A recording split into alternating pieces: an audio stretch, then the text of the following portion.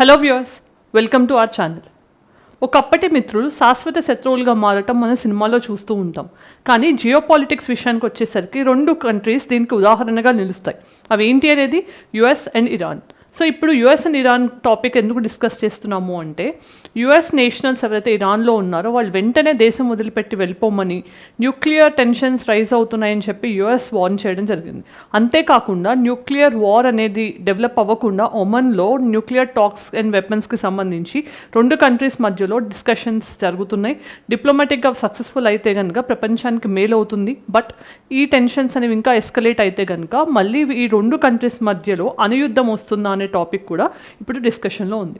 So ఈరోజు మనం discuss చేస్తున్న అంశం ఏంటి అంటే యుఎస్ ఇరాన్ మధ్యలో న్యూక్లియర్ టాక్స్. సో దీనికి సంబంధించి మనం 360 డిగ్రీ యాంగిల్లో డిస్కస్ చేయబోతున్నాం. అంటే అసలు ఇరాన్ యుఎస్ ఒకప్పుడు ఫ్రెండ్స్గా ఉన్న కంట్రీస్ ఇప్పుడు ఎందుకు ఇట్లా బిటర్నెస్తో ఉన్నాయి అనే దాంతో పాటు ఇంప్లికేషన్స్ ఎలా ఉంటాయి, వెస్ట్ ఏషియా మీద కానీ లేకపోతే ఇండియా మీద ఉండే ఇంప్లికేషన్స్ ఏంటి, ఎవరు ఏ స్టాండ్తో ముందుకు వెళ్తున్నారు అన్నీ కూడా డీటెయిల్గా తెలుసుకుంటాం.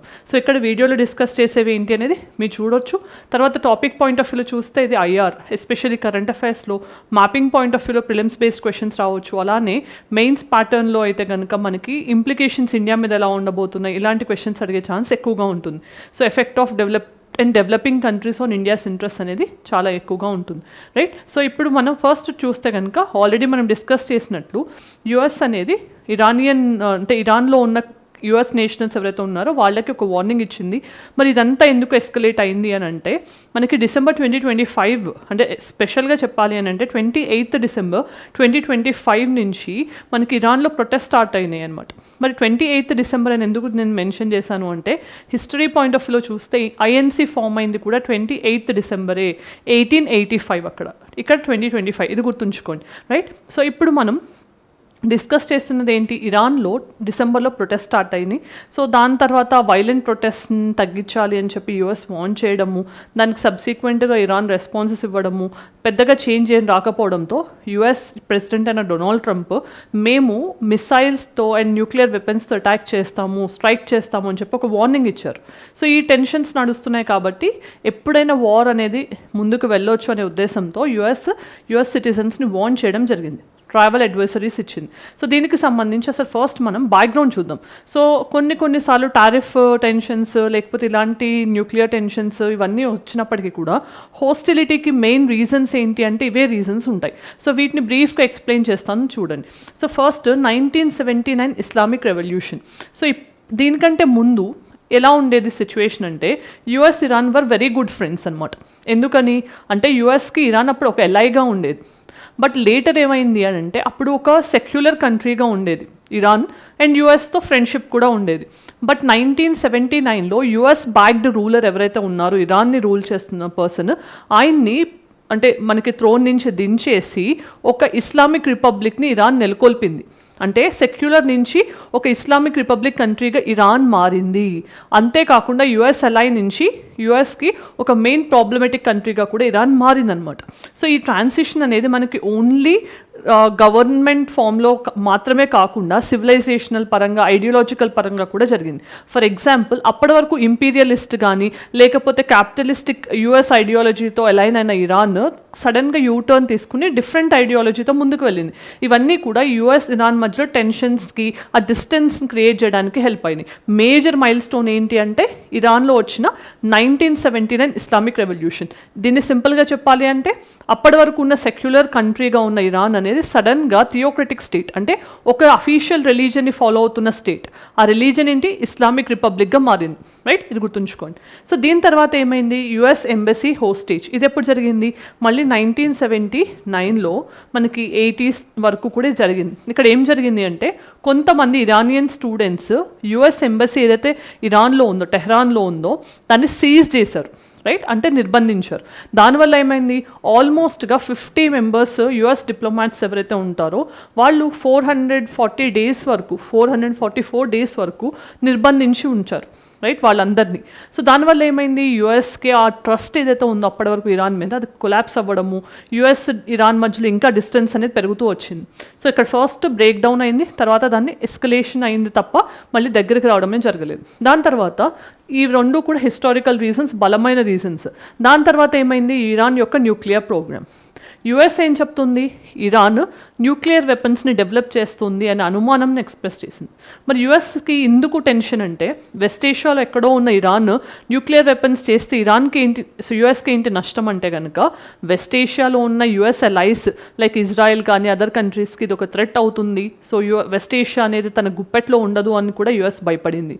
మరి ఇరాన్ ఏం చెప్తోంది అంటే, లేదు మేము న్యూక్లియర్ వెపన్స్ని డెవలప్ చేయట్లేదు, కానీ పీస్ఫుల్ ఎనర్జీ పర్పసెస్ కోసం మాత్రమే న్యూక్లియర్ ఆర్సెనల్స్ని యూజ్ చేస్తున్నామని చెప్పి, ఆర్ న్యూక్లియర్ రా మెటీరియల్స్ని యూజ్ చేస్తున్నామని ఇరాన్ చెప్తోంది. సో ఇక్కడ వీళ్ళిద్దరి మధ్యలో టెన్షన్ స్టార్ట్ అయ్యాయి. ఇవి 2000 తర్వాత యుఎస్ గవర్నమెంట్స్లో వచ్చిన పాలసీ చేంజెస్ వల్ల కొన్ని మనకి శాంక్షన్స్ విధించడం ఇలా అనేది ప్రాసెస్ స్టార్ట్ అయింది. మరి మేజర్గా చెప్పాలి అని అంటే మనకి joint comprehensive plan of action, JCPOA అంటాం.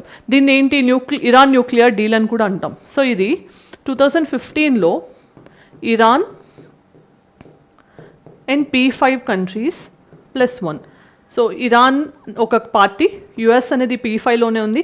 యుఎస్ కాకుండా అదర్ 4 పర్మనెంట్ కంట్రీస్ UNSCలో ఏంటి అని తెలిస్తే కామెంట్ సెక్షన్లో చెప్పండి, రైట్. ఈ 1 ఏంటి అంటే జర్మనీ అనేది UN సెక్యూరిటీ కౌన్సిల్లో మెంబర్ కంట్రీ కాదు, గుర్తుంచుకోండి.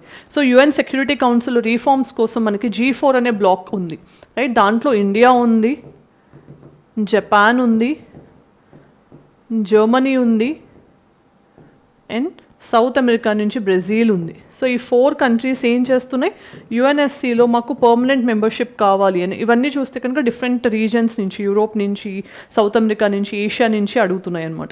సో ఇలా మనకి ఈ కంట్రీస్ మధ్యలో ఒక న్యూక్లియర్ డీల్ అనేది కుదిరింది ఒబామా టైంలో.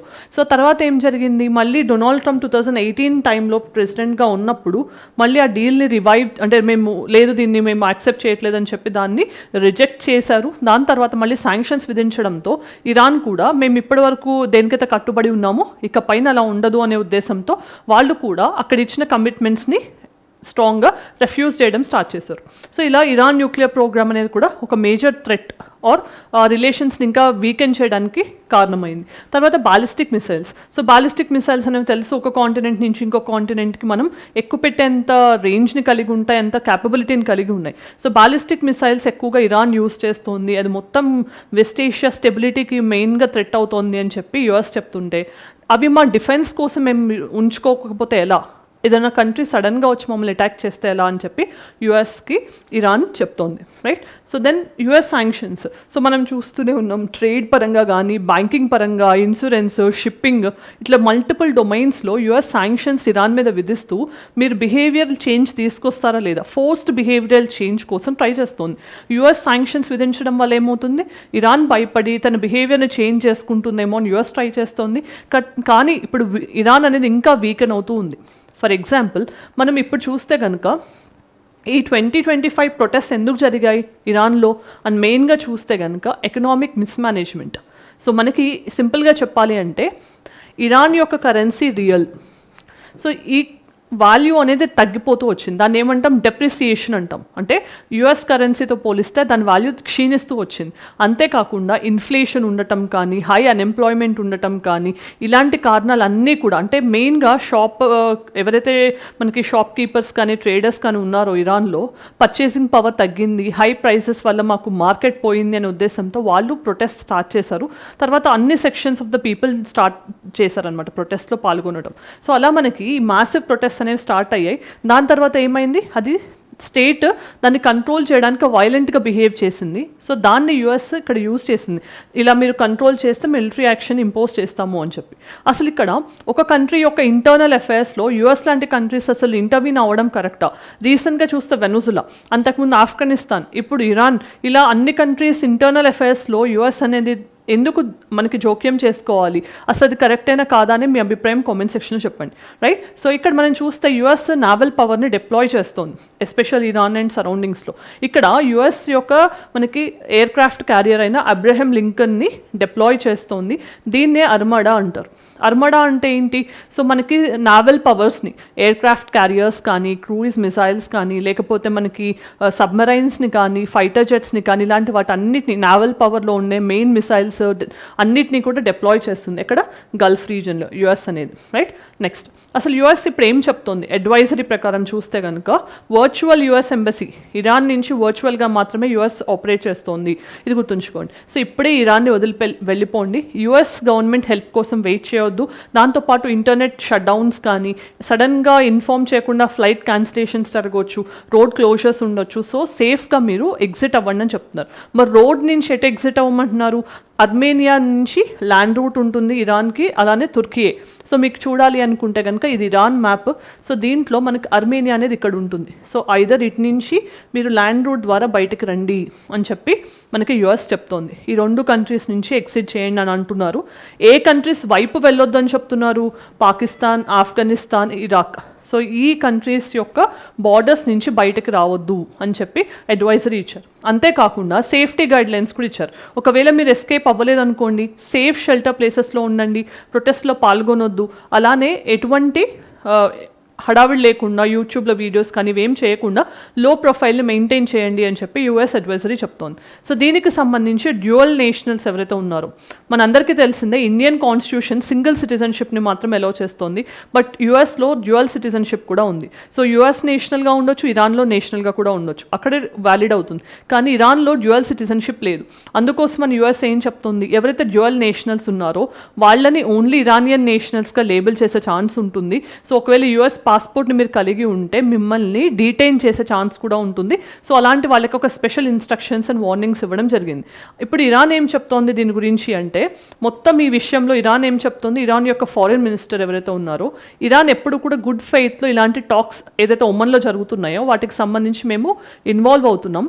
ఈ టాక్స్ అనేవి ఫేర్గా ఉండాలి, ఈక్వల్గా ఉండాలి, అలానే మ్యూచువల్ రెస్పెక్ట్తో ఉండాలి. అలానే రెడ్ కాషన్ ఎక్కడ ఎక్సర్సైజ్ చేస్తున్నారు, ప్రెషర్ ఉండకూడదు, తర్వాత అన్ఈక్వల్ ట్రీట్మెంట్ ఉండకూడదు, అలానే కమిట్మెంట్స్ అనేవి హానర్ చేసే విధంగా ఉండాలి తప్ప మీ ఇష్టం వచ్చినట్టు చెప్పి మేము పాటించాలి అంటే అది వర్కౌట్ అవ్వదు అని ఇరాన్ చెప్తోంది.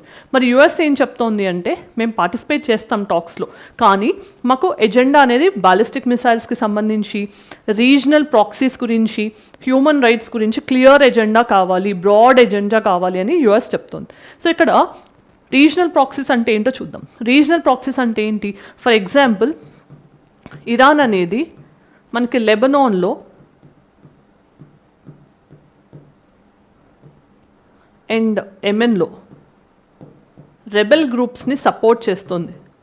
హౌతీస్ కానీ హెజ్బొల్లా గ్రూప్స్ కానీ వీటిని సపోర్ట్ చేస్తుంది. అండ్ ఇరాన్తో పాటు ఇరాక్ అండ్ సిరియాలో కూడా కొన్ని యూఎస్కి అగెయిన్స్ట్ రెబెల్ గ్రూప్స్ ఏవైతే ఉన్నాయో వాటిని కూడా సపోర్ట్ చేస్తుంది. సో ఇలా ప్రాక్సీ వార్ని దారితీస్తుంది, దానివల్ల రీజనల్ స్టెబిలిటీ దెబ్బతింటోంది అని చెప్పి యుఎస్ చెప్తోంది. సో యుఎస్ ఏం చెప్తుంది, ఇరాన్ అనేది ఇలా న్యూక్లియర్ వెపన్స్ని ఇంకా డెవలప్ చేయకూడదు అనే ఉద్దేశంతో మేము డిప్లొమసీ కోసం ట్రై చేస్తున్నామని యుఎస్ చెప్తోంది. సో దీనికి సంబంధించి డిప్లొమాటిక్ కాంటెక్స్ట్ ఏంటి, అసలు డైరెక్ట్ ఎంబసీ లేదు, ఇప్పుడు ఓన్లీ వర్చువల్గా ఉంది. సో స్విట్జర్లాండ్ అనేది యుఎస్ యొక్క ప్రొటెక్టింగ్ పవర్గా ఉంది ఇక్కడ మెయిన్గా. అండ్ ఈ న్యూక్లియర్ టెక్స్ ఎక్కడ ఉన్నాయి, ఒమన్లో జరుగుతున్నాయి. సో మెయిన్గా మనం గుర్తుంచుకోవాల్సింది రీజనల్ యాక్టర్స్ ఎవరు ఇన్వాల్వ్ అయి ఉన్నారు ఈ విషయంలో అని చూస్తే తుర్కీ అనేది మనకి ఏం చెప్తోంది, మీడియేషన్ కోసం మేము హెల్ప్ చేస్తాము అని చెప్తోంది. దాంతోపాటు ఒమన్ అనేది కూడా మేము న్యూట్రల్ ఫెసిలిటేటర్గా ఉంటాము, ఇండైరెక్ట్ డిప్లొమసీలో భాగంగా మేము న్యూట్రల్గా ఉండి ఈ టెన్షన్స్ని రిజాల్వ్ చేయడానికి హెల్ప్ చేస్తామని ఒమన్ చెప్తోంది.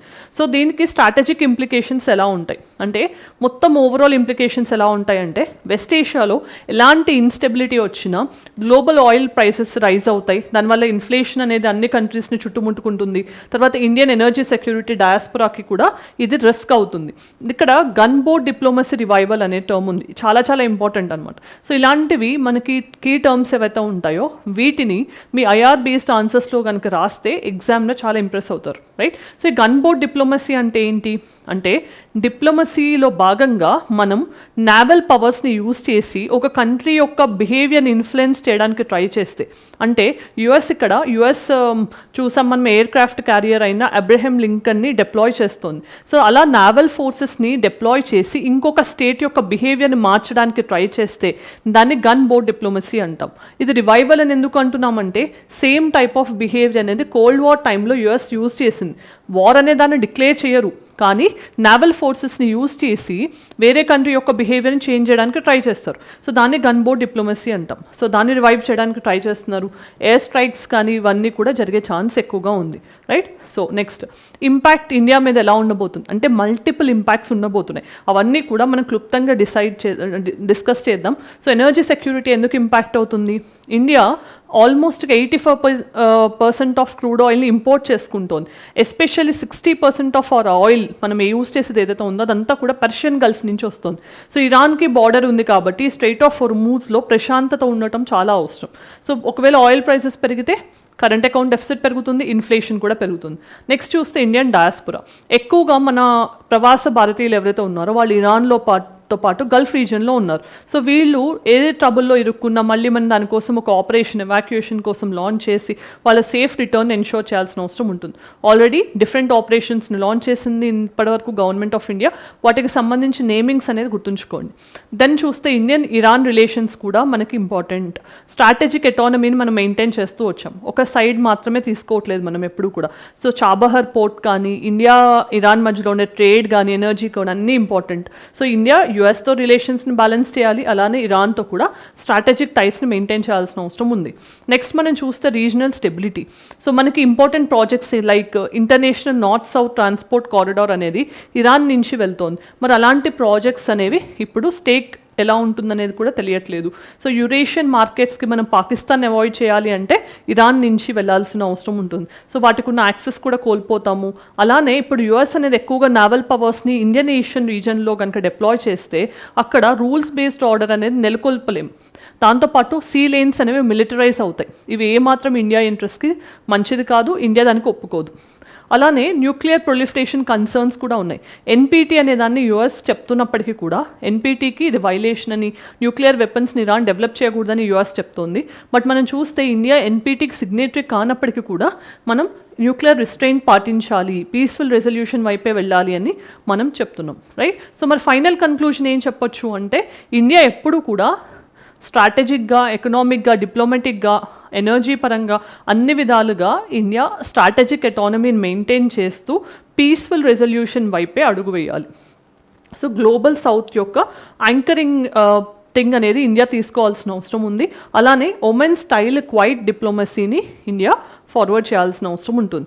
దీనికి సంబంధించి ప్రాక్టీస్ క్వశ్చన్స్ చూద్దాం. Which of the following countries does not have a coast line on the Persian Gulf? Persian గల్ఫ్కి ఓపెన్ అవ్వని కంట్రీస్ ఏంటి అని తెలిస్తే మీరు కామెంట్ సెక్షన్లో చెప్పండి. Next, the term maximum pressure strategy often seen in news is associated with US policy towards Iran, Russia's policy towards Ukraine, China's policy in South China Sea, NATO's expansion strategy. ఏది correct అనేది comment సెక్షన్లో చెప్పండి. Next, consider the following water bodies: strait of Hormuz, Bab el Mandeb, Bosphorus Strait. Which of the following directly connected with the Indian Ocean and Mediterranean Sea? వీటిలో intermediate Cs ద్వారా direct connection Indian ఓషన్కి మెడిటరేనియన్కి దేని ద్వారా establish అయిందని తెలిస్తే ఆ combination of ఆప్షన్ని comment సెక్షన్లో చెప్పండి. అండ్ మీరు ఎగ్జామినేషన్స్ పాయింట్ ఆఫ్ వ్యూలో స్ట్రైట్ ఆఫ్ హోర్ముజ్ దేన్ని కనెక్ట్ చేస్తుంది, బాబెల్ మండబ్ దేన్ని కనెక్ట్ చేస్తుంది, బాస్ఫరస్ స్ట్రైట్ దేన్ని కనెక్ట్ చేస్తుంది అనేది కూడా తెలుసుకుని ఉండాలి. మ్యాపింగ్లో ఒకసారి లొకేట్ చేయండి. Then mains question: nuclear issue is only a symptom and not the cause of Iran US hostility, critically analyse. మరి ఈ ఆన్సర్ చేయడానికి ట్రై చేయండి. ఆల్రెడీ మన బ్యాక్గ్రౌండ్ నుంచి మల్టిపుల్ ఫోల్స్లో దీన్ని డిస్కస్ చేసాం కాబట్టి ఈ ఆన్సర్ రాయడం మీకు ఈజీ అవుతుంది, రైట్? ఈరోజు మనం డిస్కస్ చేసింది ఏంటి? యుఎస్ ఇరాన్ మధ్యలో న్యూక్లియర్ టెన్షన్స్ రైజ్ అవుతున్న తరుణంలో యుఎస్ ఇచ్చిన ట్రావెల్ అడ్వర్సరీస్ దృష్ట్యా మనం అసలు బ్యాక్గ్రౌండ్ ఏంటి, ఎందుకు ఇంత టెన్షన్స్ నెలకొంటున్నాయి, దాంతోపాటు వాటి ఇంపాక్ట్ అనేది హోల్ వరల్డ్ మీద ఎలా ఉండబోతోంది, ఇండియా మీద ఎలాంటి ఇంపాక్ట్ ఉంటుంది అన్నీ కూడా డిస్కస్ చేయడం జరిగింది. ఈ వీడియో మీకు నచ్చినట్లయితే let me know in the comment section. Thanks for watching. See you again.